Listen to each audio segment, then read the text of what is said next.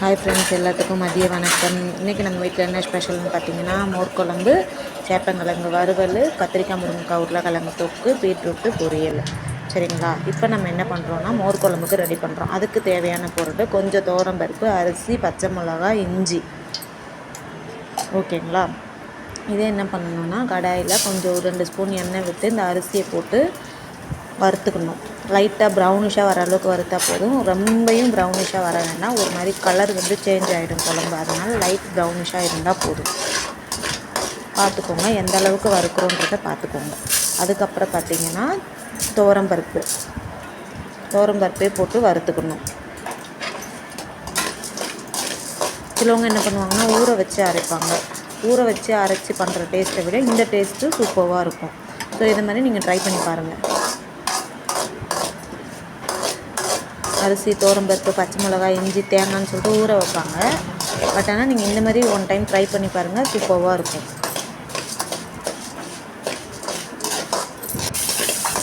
அதுக்கப்புறம் பார்த்திங்கன்னா, பச்சை மிளகாய், இஞ்சி, கருவேப்பிலை எல்லாத்தையும் போட்டு வறுத்து எடுத்துகிட்டு மிக்ஸி ஜாரில் இந்த மாதிரி பேஸ்ட் ஆக்கிக்கணும். சரிங்களா?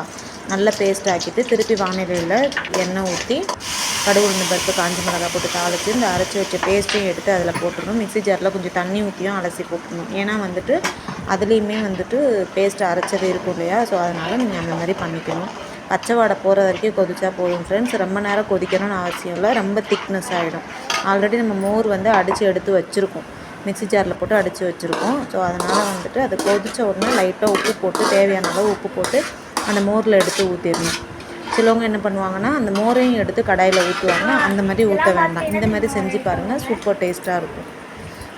ஒன் டைம் நீங்களும் இந்த மாதிரி ட்ரை பண்ணி பாருங்கள் ஃப்ரெண்ட்ஸ். சூப்பராக இருக்கும். உங்களுக்கு பார்க்கும்போதே தெரியும்.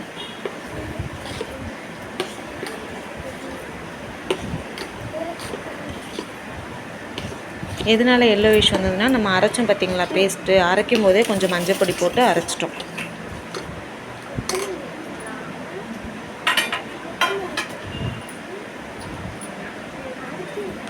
ஒரு பக்கம் பார்த்திங்கன்னா சாதமும் வெந்துட்டுருக்கு. இன்னொரு பக்கம் பார்த்திங்கன்னா இந்த நம்ம வேக வச்சு எடுத்தோம் பார்த்திங்களா கிழங்கு, அதில் வீட்டில் அரைச்ச மிளகாத்தூள், உப்பு, மஞ்சத்தூள், கருவேப்பிலை, ஒரு ஆஃப் தக்காளி போடுங்க போதும். ஆஃப் தக்காளி எதுக்குன்னா அந்த புளிப்பு டேஸ்ட்டுக்கு. ஆல்ரெடி நம்ம வேக வச்சு எடுத்து தோல்லாம் க்ளீன் பண்ணி கட் பண்ணி வச்சுருக்கோம். அது கூட நம்ம இந்த மசாலாலாம் போட்டு மிக்ஸ் பண்ணி ஒரு 5 நிமிஷம் ஊறினா போதும். ரொம்ப நேரம் ஊறணும்னு அவசியம் இல்லை. ஏன்னா கிழங்கு நல்லா வெந்துருச்சு. ஸோ அதனால் மசாலா குயிக்காகவே அதில் இறங்கிடும். தக்காளி டேஸ்ட் இறங்கணுன்றதுக்காக தான் இந்த மிக்ஸிங்கே. சரிங்களா? சும்மா கொஞ்சமாக தண்ணி ஊற்றிக்கோங்க. ரொம்ப தண்ணி ஊற்ற வேணாம். சும்மா தண்ணி தெளித்து அப்படியே பிசைஞ்சு வச்சுக்கோங்க, பெரட்டி வச்சுக்கோங்க. மசாலா ஃபுல்லாக அதில் ஒட்டணும் இல்லையா? அதனால் அந்த தண்ணி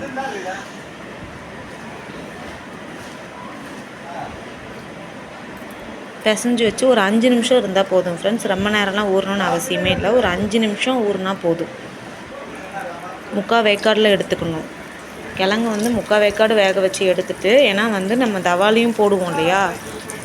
அதுலேயும் கொஞ்சம் வேகும்போது என்ன ஆகும்னா, ஃபுல்லாக அதில் வெந்திருந்தது, நம்ம வேக வைக்கும்போது ஃபுல்லாக வெந்திருந்தது அப்படின்னா ரொம்ப குழஞ்ச மாதிரி ஆயிரும். தவாவில் திருப்பி போட முடியாது. ஸோ அதனால் நீங்கள் இந்த மாதிரி பண்ணி பாருங்கள், சூப்பராக இருக்கும். தவாவில் ஒரு 4 ஸ்பூன் எண்ணெய் விட்டு இந்த மிக்ஸ் பண்ணி வச்ச அந்த கிழங்கையும் எடுத்து அதில் போட்டு கொஞ்சம் அந்த மசாலா வடை போகிற வரைக்கும் இருந்தால் போதும் ஃப்ரெண்ட்ஸ். ரொம்ப நேரம் இருக்கணும்னு அவசியம் இல்லை. ஆல்ரெடி கிழங்கு வெந்துருச்சு. சரிங்களா? அந்த புளிப்பு டேஸ்ட்டு, தக்காளியோட புளிப்பு டேஸ்ட்டு அதில் இறங்கும். உப்பு மிளகாத்தூள்லாம் இறங்கணும் இல்லையா? ஸோ அதுக்காக தான். ஒரு 5 நிமிஷம் கழித்து என்ன பண்ணுறீங்கன்னா, இப்படி பெரட்டி போட்டுருங்க. திருப்பி போடும்போது என்ன ஆகும்னா, மேலே இருக்கிற மசாலாவும் நம்ம கிழங்கோட நல்லா ஒட்டி இருக்கும். சரிங்களா? கீழே விழுந்தது வேண்டாம், அது மட்டும் ஓகே. அதுக்கப்புறம் பார்த்திங்கன்னா, இது எதுக்குன்னு பார்த்திங்கன்னா, உருளைக்கிழங்கு தொக்கு, கத்திரிக்காய் முருங்கைக்காய் உருளைக்கிழங்கு தொக்குக்கு. சரிங்களா?